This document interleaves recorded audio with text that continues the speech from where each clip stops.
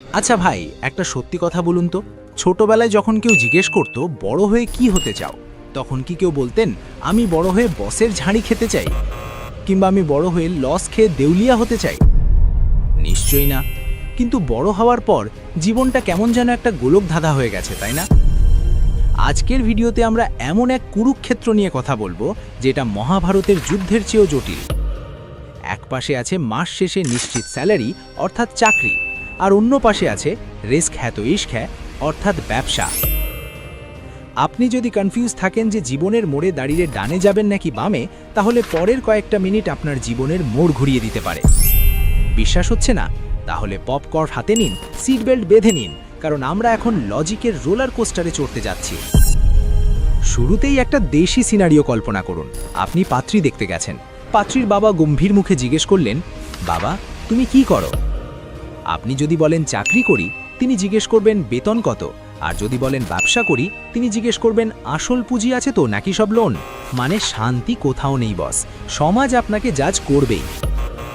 আমাদের ছোটবেলা থেকেই ব্রেনে একটা চিপ ঢুকিয়ে দেওয়া হয়, লেখাপড়া করে যেই গাড়ি ঘোড়ায় চড়ে সেই। কিন্তু আধুনিক যুগে এসে দেখা যাচ্ছে যে গাড়ি ঘোড়ায় চড়ছে তার ড্রাইভার হয়তো পিএইচডি হোল্ডার। জোকস অ্যাপার্ট, বর্তমান যুগ বা মডার্ন এরিয়াতে চাকরি এবং ব্যবসার সংজ্ঞাটাই পুরোপুরি বদলে গেছে। চলুন প্রথমে চাকরির দুনিয়া একটু উকি দিই। আমাদের সমাজে চাকরি মানেই হলো সোনার হরিণ, বিশেষ করে সেটা যদি সরকারি চাকরি হয় তাহলে তো কথাই নেই। আপনার দাম তখন শেয়ার বাজারের চেয়েও দ্রুত ওঠানামা করবে। চাকরিতে আপনার একটা নির্দিষ্ট রুটিন থাকে, সকাল 9টা থেকে 5টা। এর বাইরে আপনার কোনো টেনশন নেই। অফিসের এসি নষ্ট, বসের হেডেক, ক্লায়েন্ট পেমেন্ট দিচ্ছে না, কোম্পানির হেডেক। আপনি মাস শেষে টাকা পকেটে পুরে বাসায় গিয়ে নেটফ্লিক্স দেখবেন।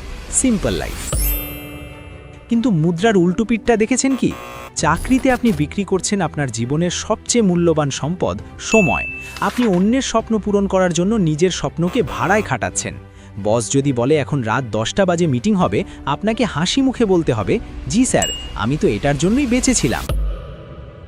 তাছাড়া আধুনিক যুগে চাকরির বাজার কিন্তু আগের মতো নেই। আর্টিফিশিয়াল ইন্টেলিজেন্স বা এআই আসার পর থেকে অনেক গতানুগতিক চাকরি হুমকির মুখে। আজ যে কাজটা আপনি করছেন, কাল হয়তো চ্যাট জিপিটি বা কোনো রোবট সেটা ফ্রিতে করে দেবে। তখন আপনার ভ্যালু কোথায় থাকলো?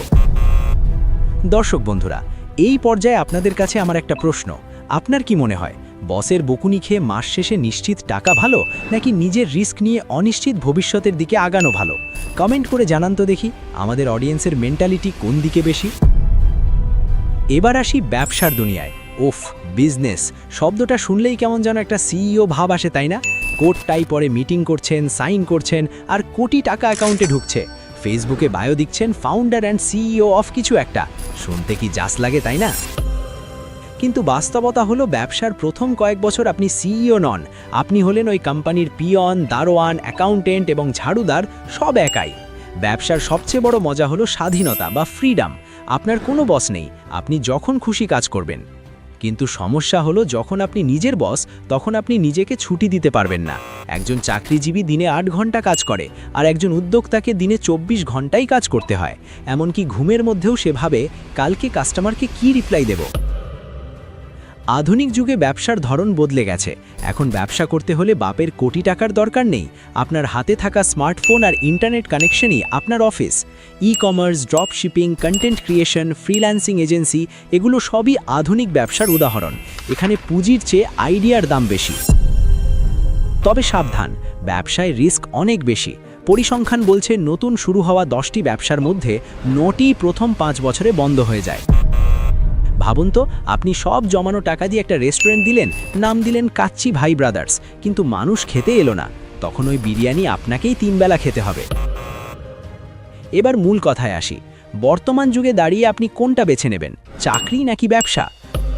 উত্তরটা হলো এটা সম্পূর্ণ নির্ভর করে আপনার মাইন্ডসেট বা মানসিকতার ওপর। আপনি যদি এমন মানুষ হন যে রিস্ক নিতে ভয় পান, মাস শেষে ফিক্সড ইনকাম চান এবং অফিসের টেনশন বাসায় আনতে চান না, তাহলে চোখ বন্ধ করে চাকরি করুন। এতে লজ্জার কিছু নেই। পৃথিবীর বড় বড় কোম্পানিগুলো কিন্তু দক্ষ কর্মীদের ওপরই টিকে আছে। অন্যদিকে আপনি যদি এমন মানুষ হন যার মাথায় সব সময় নতুন নতুন আইডিয়া ঘোরে, যিনি 9টা 5টার রুটিনে দম বন্ধ হয়ে মারা যাওয়ার উপক্রম হন এবং যিনি নিজের ভাগ্য নিজের হাতে গড়তে চান, তাহলে ব্যবসা আপনার জন্য। তবে মনে রাখবেন, ব্যবসায় নামার আগে সাঁতার শিখতে হয়। হুট করে আবেগের বশে চাকরি ছেড়ে দিয়ে ব্যবসায় নামলে ডুবে যাওয়ার সম্ভাবনাই বেশি। আধুনিক যুগে স্মার্ট সলিউশন কি জানেন? সাইড হাসেল, অর্থাৎ চাকরি থাকা অবস্থায় ছোটখাটো ব্যবসা বা প্যাসিভ ইনকাম সোর্স তৈরি করা।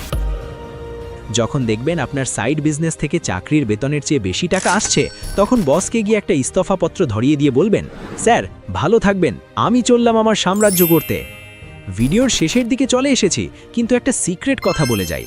টাকা কামানোই যদি মূল লক্ষ্য হয়, তবে চাকরি বা ব্যবসা দুটোই কেবল মাধ্যম। আসল খেলাটা হলো ফাইন্যান্সিয়াল লিটারেসি বা টাকার ব্যবস্থাপনা বোঝা। টাকা তো জমাবেন, কিন্তু সেটা সোনায় খাটাবেন নাকি জমিতে, এই কনফিউশন দূর করতে ওপরের আই বাটনে দেওয়া ভিডিওটা দেখে নিন।